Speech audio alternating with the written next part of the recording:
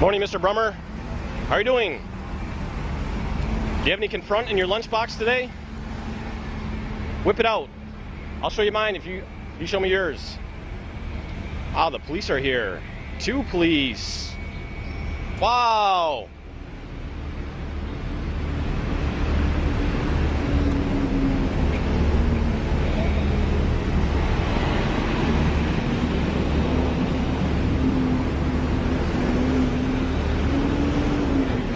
Morning. I assume you're here for us. Do you need to talk to us now or no? No, we will. Okay. What's some female? What's that? Female saying that you're stalking her. Oh, yeah?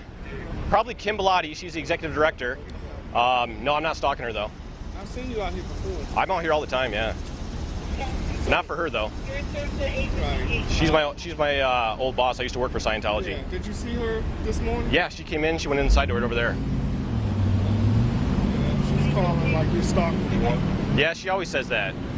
In fact, the last time she came up to me, I was out here and I was recording with the video camera, and she comes right up to me and says, I get the impression you're stalking me. And she grabs my camera. I'm like, Kim, back away from me. I'm not stalking you. I'm here on a public street. I'm like, I'm here to protest the crimes of Scientology. If you feel like you're stalking me, don't walk up to me and grab my camera. Okay. So anyway, I'm just, you know. Okay, we're going to go talk to her Sure. also. But, what's with the mask? What's what? Oh, sure. It's symbolic of the protest movement called Anonymous. Have you ever seen the movie V for Vendetta? Yeah. Well, the movie is similar to the way Scientology runs their organization.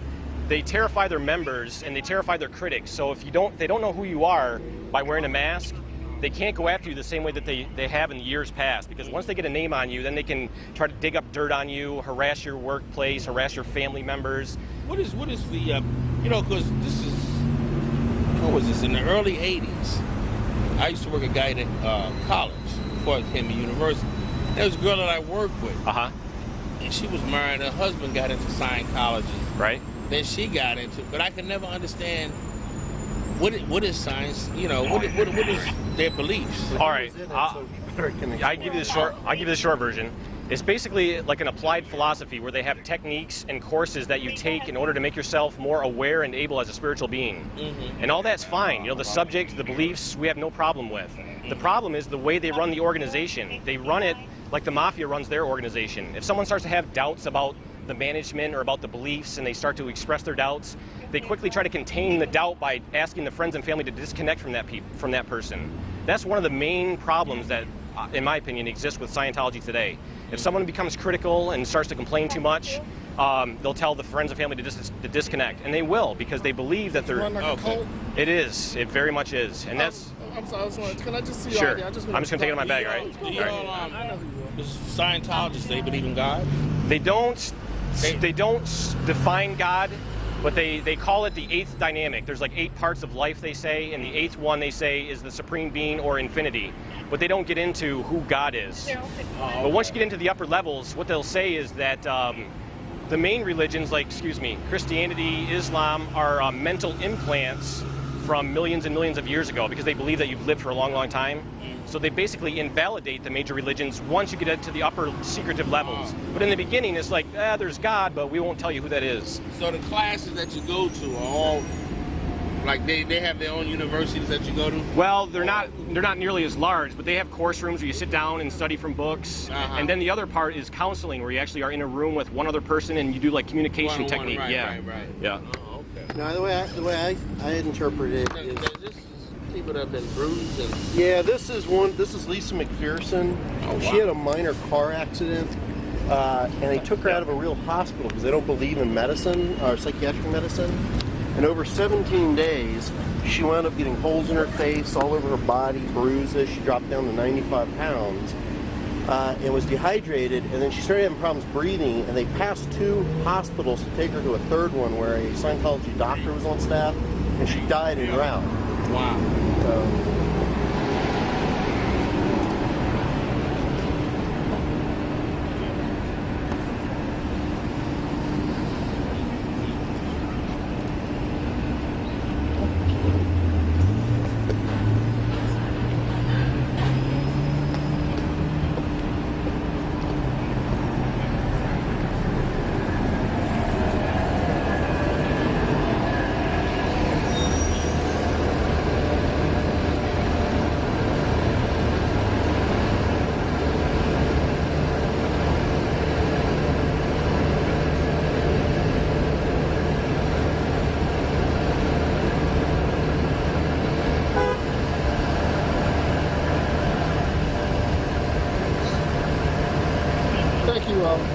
problem. Mandingo? Mandigo, yep.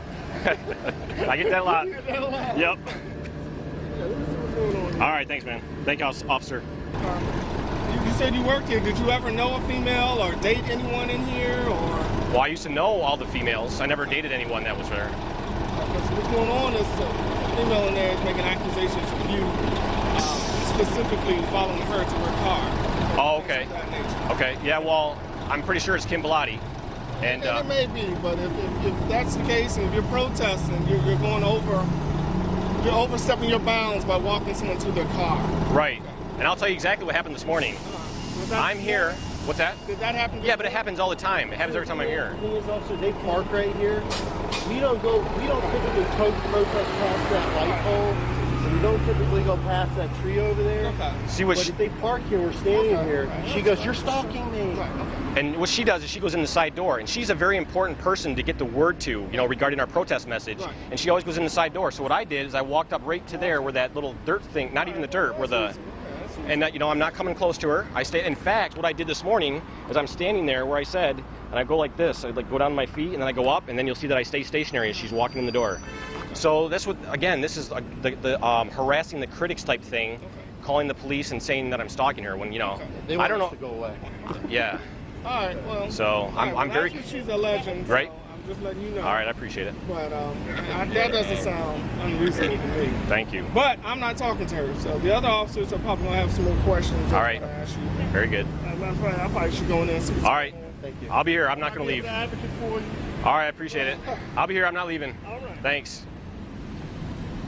How can someone who's clear have a nervous breakdown? I don't understand. How can the OT7 shoot somebody in the face? Rex Fowler murdered a man. He was OT7. Doesn't that give you some type of doubt? So I don't think I need to explain it to you because you heard what the officer said. Kim Bellotti says I'm stalking her. Sorry, public sidewalk. Sorry, not in your face. Sorry. So it's about 9:15. 3 police officers are inside.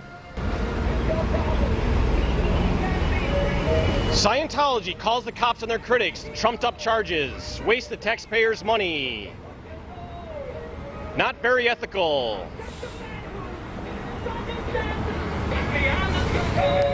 Beyond my control. Morning. Have a good one.